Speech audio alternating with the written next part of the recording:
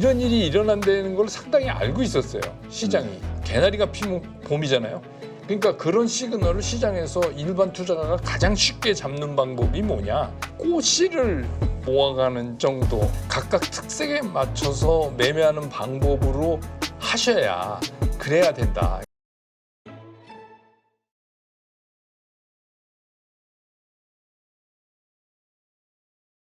오늘 모신 분은 백만개미 한세구 당주님이십니다. 안녕하세요. 안녕하십니까. 진짜 우리 당주님 오실 때마다 그러게요. 빅 이벤트 경곡점들이 너무 어떤 의미에서는 좀 이런 시장이 변곡점에 있을 때 좀 정확히 말씀드릴 수 있는 기회가 있다는 게 저한테는 좀 좋기도 하고요. 네.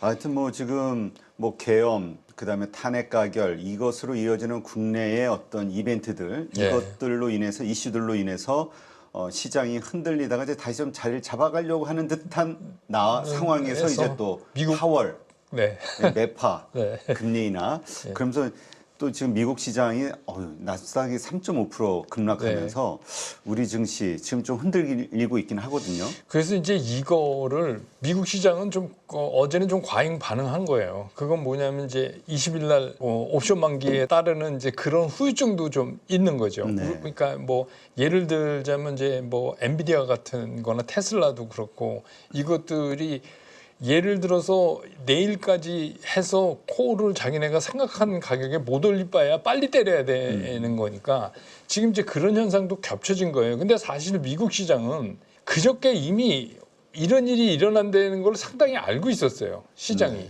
그 대표적인 게 뭐였냐면 채권금리가 올라가고 있었잖아요. 채권금리가 아니 파월 의장이 금리를 내리겠다고 발표하는 하루 전날 채권금리가 올라가요. 그러니까 이거는 무슨 얘기냐면 시장이 녹록지 않다. 그러니까 이번에는 약속한 거니까 25bp 정도 내릴 수 있다.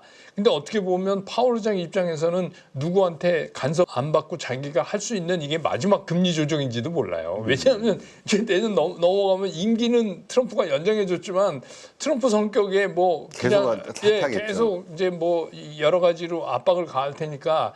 그리고 최근에 한 3, 4개월 동안 아시지만 모든 인플레이션 지표가 계속 올라왔어요. 조금씩.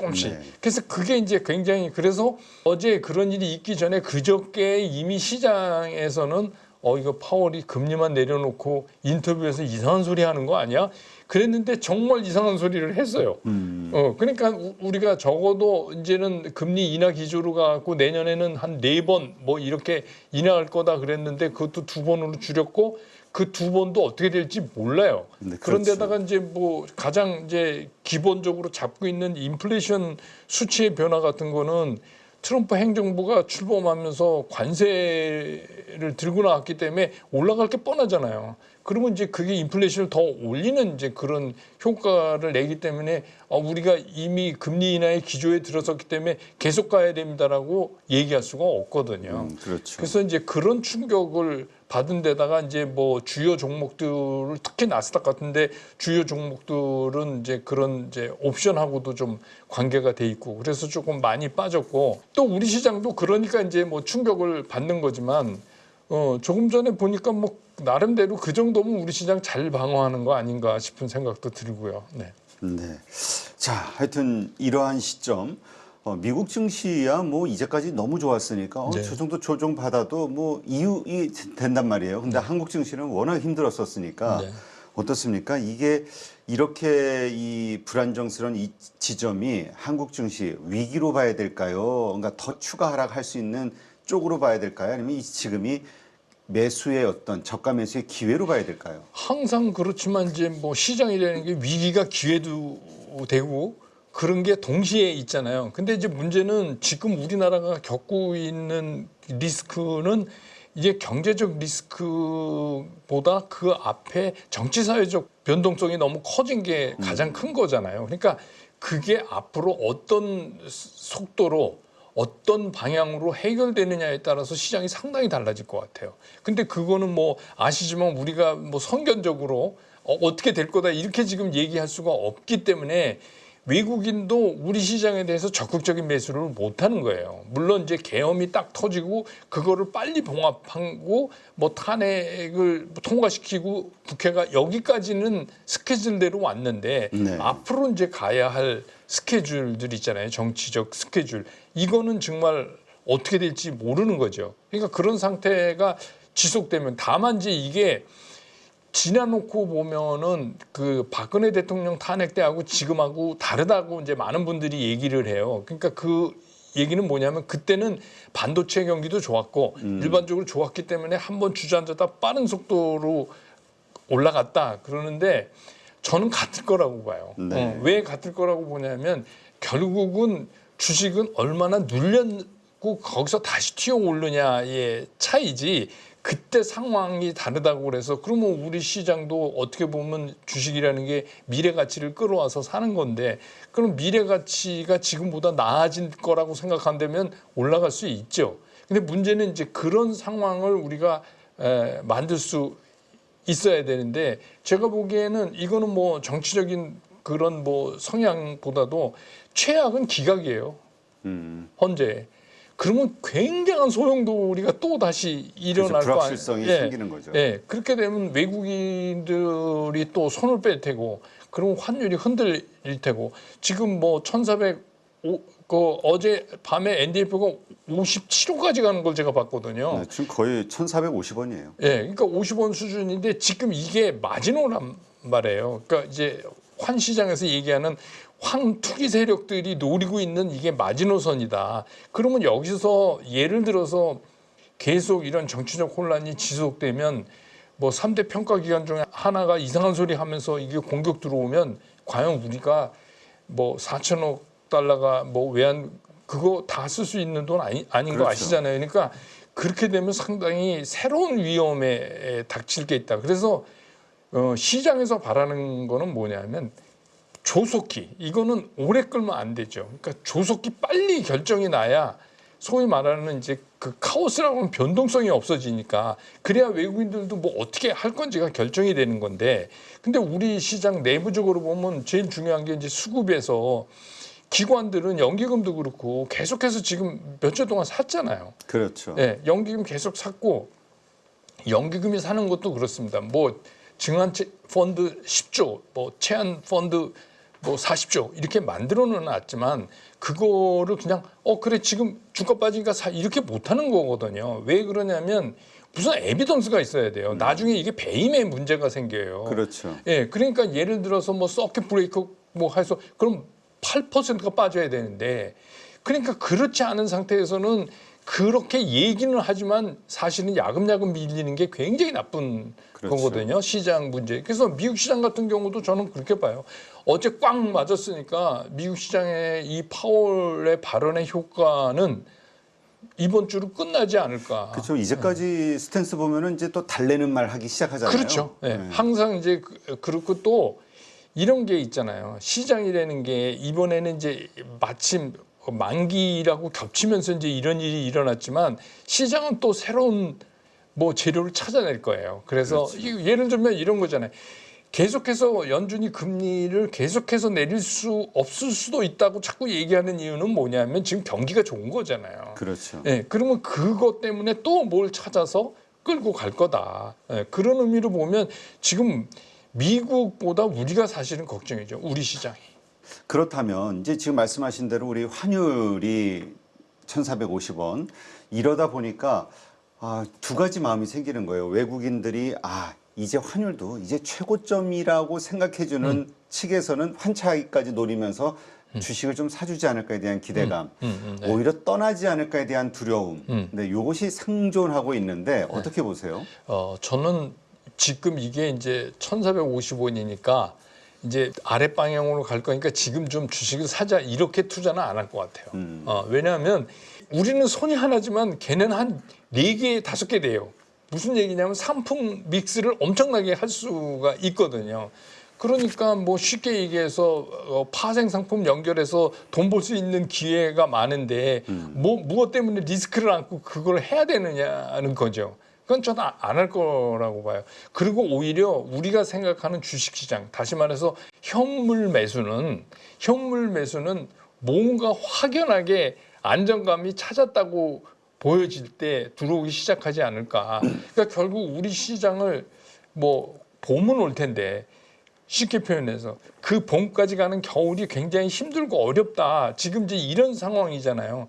근데 그러면 우리가 뭐 지금 봄은 결국은 올 거니까 지금 그냥 맨발로 뛰어나가자. 이거는 좀 아닌 것 같고, 그러면 우리가 뭐 개나리가 피면 봄이잖아요. 그러니까 그런 시그널을 시장에서 일반 투자가가 가장 쉽게 잡는 방법이 뭐냐? 하나가 환율이에요. 네. 환율이 1,400원 밑으로 떨어지느냐. 이걸 확인하고 나가도 봄꽃놀이 충분히 할 수 있다.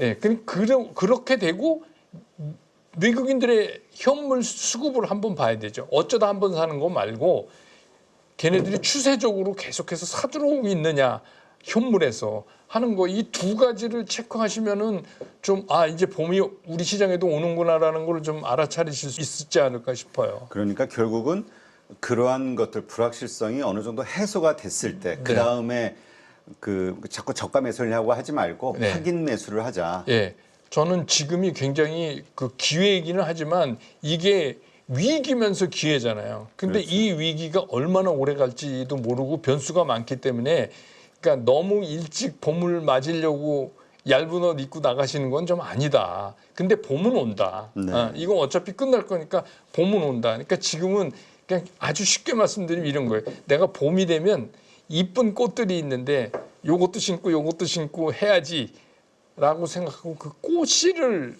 모아가는 정도. 그리고 이제 여러분들 무슨 의미인지 아실 거예요. 그러니까 이게 안정이 되면 어떤 것들이 잘 어울릴 것 같다. 그런 준비를 하시는 시간이 오히려 낫지 않나 싶어요. 네. 자, 그렇다면 이 외국인의 입장에서 한국에 투자할 매력, 뭐 환율까지 생각해 보면 지금 엄청 싸긴 싼 거잖아요. 그렇죠. 그거는 외국인의 입장에서 그렇게 부각이 크게 되지는 않는다. 이렇게 이해를 해야 된다. 네. 봐야 되는 거겠죠. 오히려 그 외국인들은 다른 방법으로 상품 믹스를 하기 때문에 환율 안정이 돼야 된다, 이렇게 보시는 게 맞아요. 근데 그 환율 아까도 말씀하셨지만 저희가 좀 생각하기 싫은 건데 사실 1,500원 넘어가면 말씀하신 대로 위기의 시작이 정말 시작될 수 있다는 얘기들 많이 하시더라고요. 그렇죠. 그 더군다나 그 헤지 펀드들의 환공격 네. 이게 시작이 되면 또 그 기러기 때 네. 한화가 시작이 되면 또 다 같이 뭐 몰려들어가지고 어쩔 수 없이 돈 버는 거니까 쏠림 현상이 나올 수밖에 없죠. 네.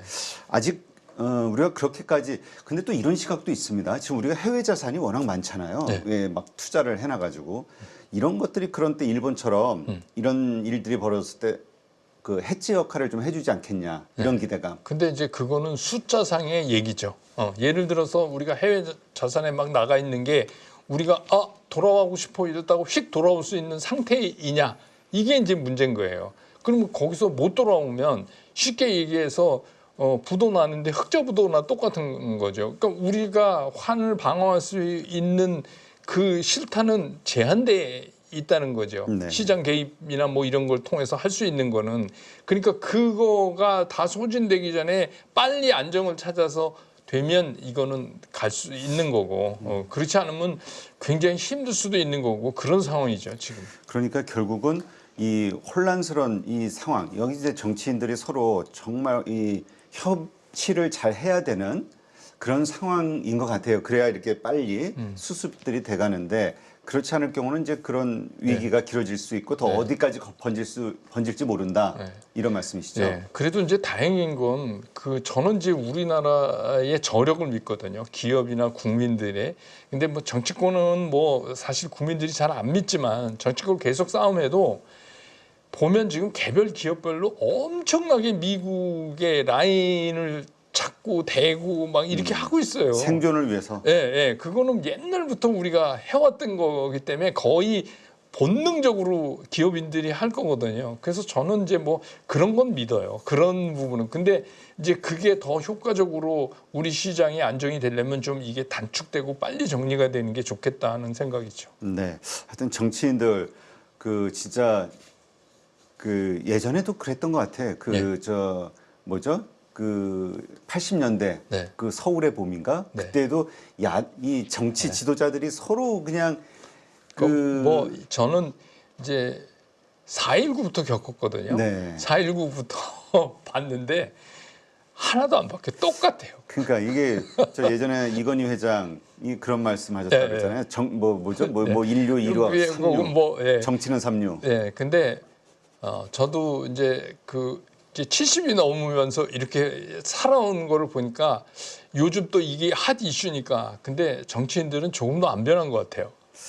네, 좀 국민은 많이 변한 것 같아요. 네, 하여튼 좀 세상이 바뀌었고, 네, 국민들도 이제 뭐 SNS라는 게 이걸 통해서 너무 깨어 있기 때문에 네. 빨리 이 혼란스러운 수습을 서로 책임 있는 어떤 모습으로 좀 수습을 해줘야 한국 경제가 그나마 좀 덜 위험한 상태에서 어느 정도 좀 복원할 수 있는 가능성을 찾지 않을까 많은 분들이 걱정하시네요. 자, 그렇다면 이 환율과 관련해서 이제 근데 이 외국인들 입장에서 사실 올 초에 그 대통령이 밸류업에 대한 발표하고 상법 개정 이야기하고 했을 때 정말 많이 막 매수했잖아요. 그렇죠. 네.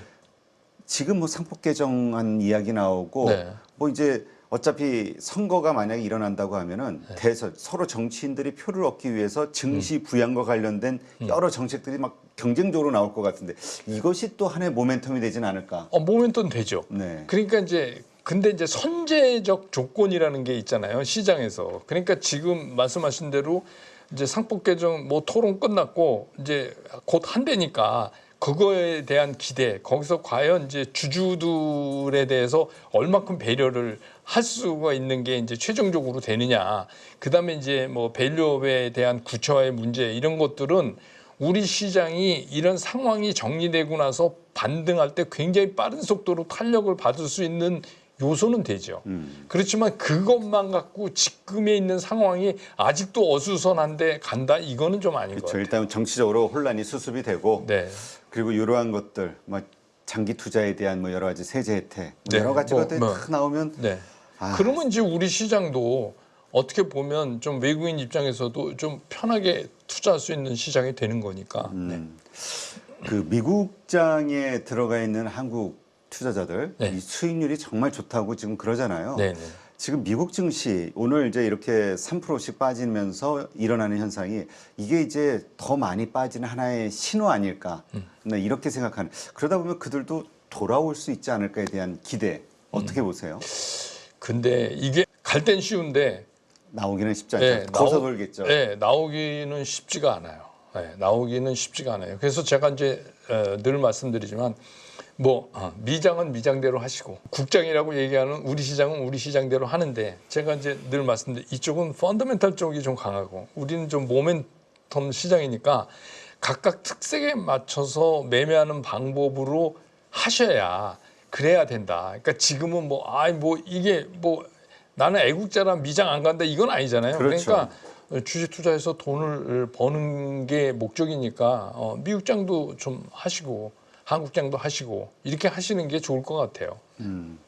자, 그렇다면 지금 일각에서 떠오르고 있는 이러한 정치 수습이 좀 되고 뭐 여러 가지 이 증시 금융시장의 어떤 긍정적인 그 개혁들이 이루어진다고 했을 때 이거 코스피 내년 뭐 3천 이상 올라갈 수 있는 거 아니야? 저는 간다고 봐요. 네, 뭐 이런 생각도 하시면 저는 뭐 아주 쉽게 간다고 생각을 해요. 왜냐하면 주식시장은 이런 겁니다. 뭐 그냥 스테디하게 오르는 게 없는 시장이에요. 그러니까 시장을 구성하고 있는 많은 사람들이 미래 가치, 그러니까 이런 거잖아요. 주식을 왜 사십니까? 이러면 내가 미래 가치를 퓨처 밸류라고 얘기하는 미래 가치를 얼마라고 생각을 했는데 그거를 적정 할인율로 이렇게 해서 지금 현가를 따져보니까 지금 시장 가격이 싸냐 비싸냐 이것 때문에 이제 움직이게 되는 거잖아요. 이론적으로. 근데 그러니까 우리가 주식은 꿈을 산다 이랬는데 이거 정치 사회적 그러니까 자본주의 국가가 해야 되는 연구의 목표가 뭐냐면 우선 국부를 획득해야 되잖아요. 그래서 뭐 우리는 수출 주도 나라니까 돈을 많이 벌어야 돼요, 일단. 그다음에 이제 뭐 균분 이거는 뭐 이제 뭐 생각에 따라서 조금 차이 있지만 옥신각신하면서 이제 균분을 하는 거고, 그 다음에 정치사회적 안정, 이게 세 개인데 지금 이 정치사회적 안정이 흔들리기 시작을 했잖아요. 이게 굉장히 중요한 거잖아요. 근데 이게 정리가 되면 정말 희한하게 국부 획득이 늘어나요. 네. 과거에도 그랬고 그럴 수밖에 없는 게 뭐가 정치사회적으로 안정이 돼야 우리가 수출을 많이 할 거 아닙니까? 그렇죠. 네, 그러니까 이제 그런 논리로 본다면 뭐 별로 삼천도 별로 많이 오르는 거 아니잖아요. 그렇죠. 지금 위치에서 따져보면. 그래서 이제 결국은 이런 것 같아요. 이 불확실성을 어떻게 조기에 끝내느냐. 이게 핵심이에요. 그래서 싸니까 산다는 아니고, 근데 불확실성이 해소돼서 보니까 되게 싸다. 이렇게 돼야 탄력을 받아서 올라갈 수 있는데, 지금 이제 그런 게 만약에 조기에 종료가 된다면 저는 충분히 우리 시장도 갈 수 있다, 내년에. 그렇게 봅니다. 네, 알겠습니다. 하여튼 지금 너무나 그 비관적으로 생각하시는 분들이 많은데, 말씀하신 대로 우리 몇 가지 조건들만 잘 맞춰졌을 때는 우리도 내년에 해볼 만하다. 그러면 네, 이렇게 좀 이해하면 되겠군요. 네. 네.